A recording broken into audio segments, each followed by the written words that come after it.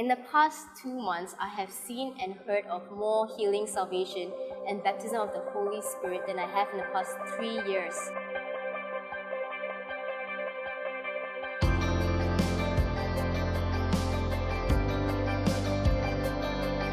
Saya bertanya kepada Tuhan, apa yang perlu saya lakukan untuk mengimpact generasi yang akan datang. Dan Tuhan berbicara dengan saya bahwa kamu kena bawa apa yang normal di dalam gereja menjadi normal di luar gereja. A few months back, our cell were deciding what to do for our first breakout session, and someone suggested that we should bless the guards that were in the condos that we meet in regularly. As we were planning for this, the earthquake struck Nepal, and that caused us to be even more concerned and burdened for these guards.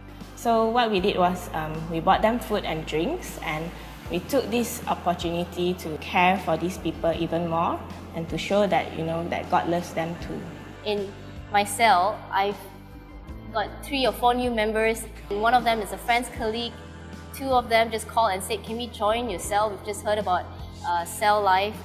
And we've seen them just come back to God. They received the gift of tongues almost instantaneously, and they've been just reading the Bible and sharing about God's love for them. About a month ago, I met a staunch Buddhist couple that walked into church after our staff devotion on a Tuesday morning. They felt a strong, tangible presence of God during the time that we met, and later on even messaged me to tell me that they felt a big burden lifted off them. The story didn't end there. In just 1 short week, they were introduced to an amazing cell leader.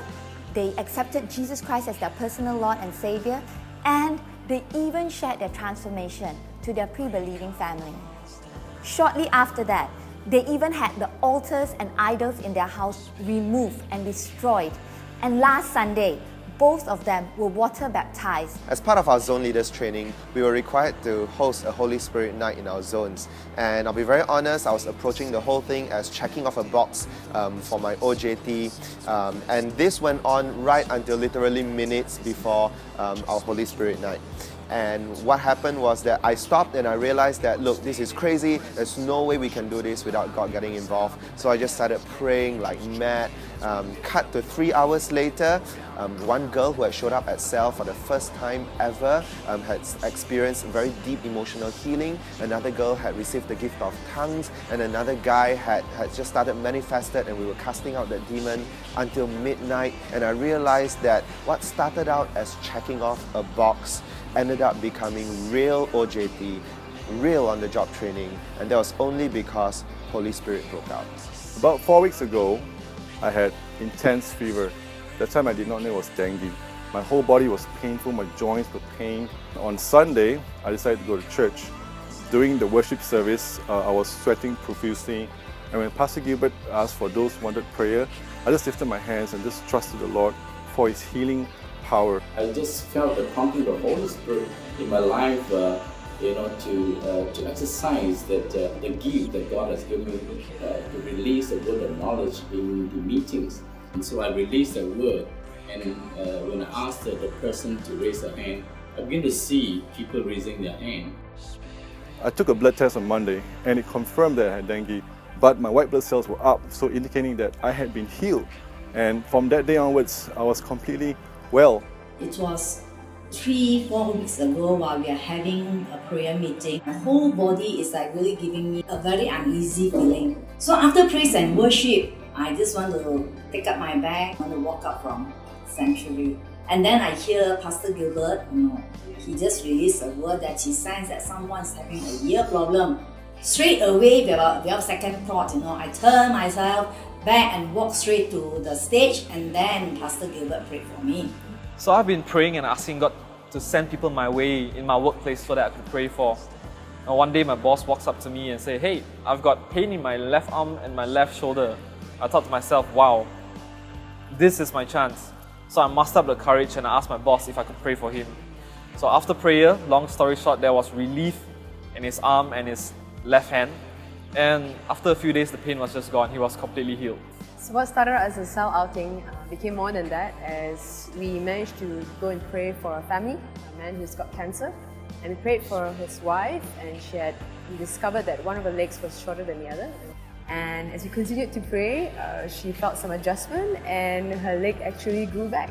Life Journey has been going out for street evangelism for the past 2 months, and it is through street evangelism that I learned how to get word of knowledge from the Holy Spirit. So one night while we were on the street, Cynthia had a word of knowledge that she had a knee pain. That time we were passing by a Hindu temple, so we felt that someone in that temple needs to be prayed for. We just went and approached the temple and asked anyone there who has a pain, around me, and one Hindu priest just came up to us and said that he has the pain. And then what I did was I asked Pekai to lay hand on his knee and to pray for him, and he got healed immediately. So then the other disciples started to surround us and line up, and they want us to pray for them too.